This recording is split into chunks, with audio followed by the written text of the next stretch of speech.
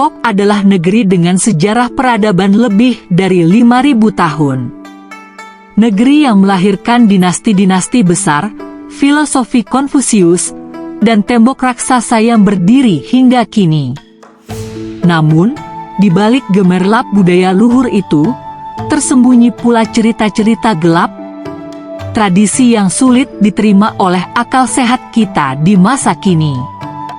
Salah satunya adalah ritual Sheng Hun, sebuah adat istiadat kuno, di mana seorang menantu perempuan diwajibkan untuk tidur dengan mertuanya.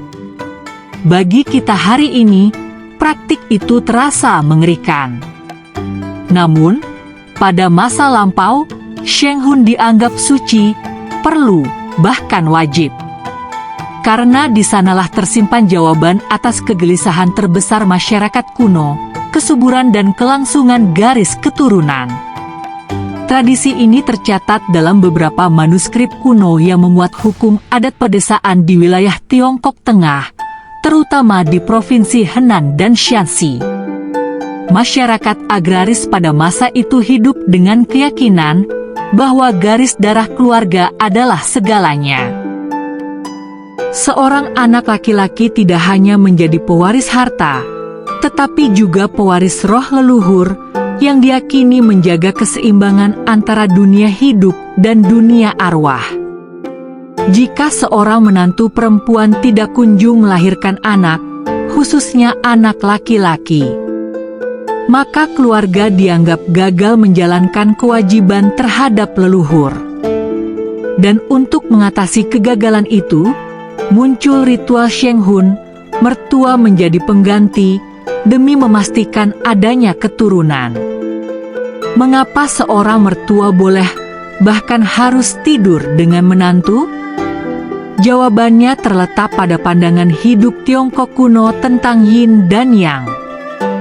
Dalam filosofi kosmologi mereka, Yin dan Yang adalah kekuatan alam semesta. Jika keseimbangan terganggu, maka hidup pun akan kacau. Seorang pria yang mandul dianggap tidak mampu menjaga keseimbangan itu. Oleh karena itu, sang ayah mertua yang lebih tua dan dianggap penuh dengan ki, energi kehidupan, ditugaskan untuk memulihkan keseimbangan dengan memberikan benih kepada menantu.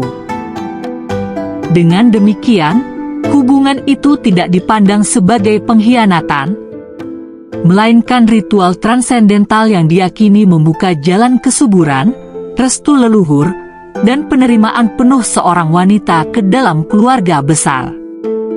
Ritual Sheng Hun tidak berlangsung sembarangan. Ada aturan ketat yang membedakannya dari sekadar hubungan terlarang. Pertama, biasanya dilakukan pada malam pertama pernikahan. Sebelum pengantin baru berhubungan, menantu perempuan justru diarahkan untuk tidur dengan sang mertua. Hanya setelah itu, ia boleh tidur bersama suaminya. Kedua, ada ritual pengorbanan kecil berupa dupa dan sesaji. Sebagai tanda bahwa tindakan tersebut bukanlah hawa nafsu pribadi, melainkan bagian dari adat leluhur. Ketiga, dalam kasus seorang suami yang mandul, ritual ini bisa diulang setelah beberapa tahun menikah tanpa anak. Mertua kemudian dianggap sebagai penyambung keturunan. Seorang misionaris Eropa abad ke-18 yang meneliti desa-desa pedalaman di Tiongkok menuliskan catatan mengejutkan. Ia menyaksikan bagaimana seorang pengantin baru dipisahkan dari suaminya, dibawa ke kamar khusus, lalu diberkati oleh sang mertua. Ada pula kisah lain dari catatan rakyat, seorang menantu yang telah 5 tahun menikah tanpa anak akhirnya menjalani Sheng Hun. Tak lama kemudian ia hamil. Anak yang lahir secara resmi dianggap sebagai anak dari suaminya.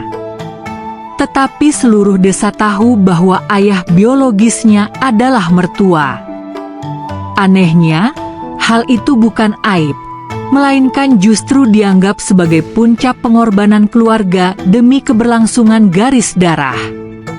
Di mata kita sekarang, Sheng Hun terdengar seperti pelecehan.